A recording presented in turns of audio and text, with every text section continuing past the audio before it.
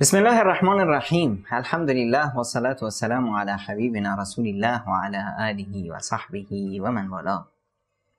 خیلی وقتاست اتفاقی صورت میگیره، انسان ناراحت میشه، از یه چیزی متنفر میشه.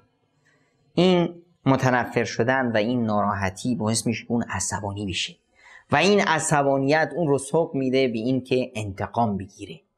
انتقام گرفتن برای خود یک حالتی است که به اصطلاح ما در زندگی پیامبر خدا صلی الله علیه و سلم اون رو اصلا نداریم و انتقام گیرنده یکی از صفات خداوند متعال است که قرآن کریم وقتی خدا رو معرفی میکنه میفرمایند والله عزیز ذو انتقام.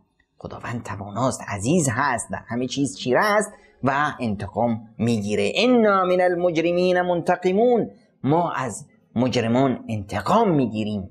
پس منتقم خداوند متعال هست و در حدیث اومده که پیامبر خدا صلی الله علیه و سلم هرگز برای خودشون انتقام نگرفتن، هرگز برای خودشون انتقام نگرفتن الا ان تنتهک محارم الله، مگر این که اون حرمات و خط قرمزهایی که خداوند گذاشته اونها تجاوز بشه. کسی بیاد ظلم کنه، به جامعه ظلم کنه، به خودش ظلم کنه، به دیگران ظلم کنه، فساد رو در جامعه به اصطلاح پخش کنه، در این حالت است که باید انتقام گرفته بشه. اما انتقام گرفتن حق کیه؟ حق جامعه است.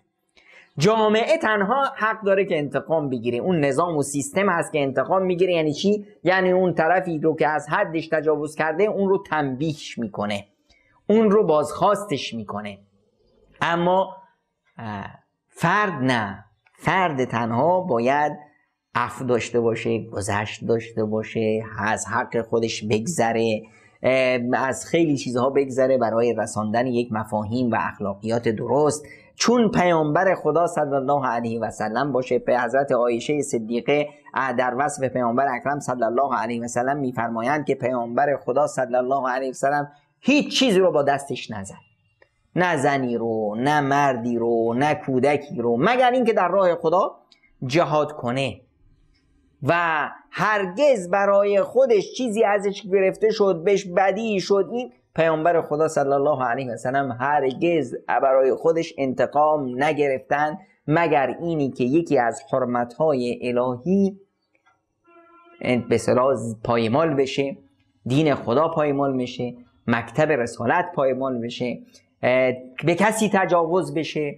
کسی بیاد از حد خودش بگذره در جامعه فحشا و فساد رو رایج کنه. اون وقت هست که جامعه و سیستم اداری جامعه از اون انتقام میگیره و هدف از انتقام تربیت خود اون فرد و تربیت کل جامعه هست. اما کسی به ما بد کرد، کسی ما را عصبانی کرد، اینجا شایسته است که ما عفو داشته باشیم، گذشت داشته باشیم، از حق خودمون بگذریم، چرا که میدونیم که حق ما محفوظ هست پیش خدای ما. خداوند به کسی ظلم نمیکنه. این انسان ها هستند که به خودشون و به همدیگه ظلم میکنن.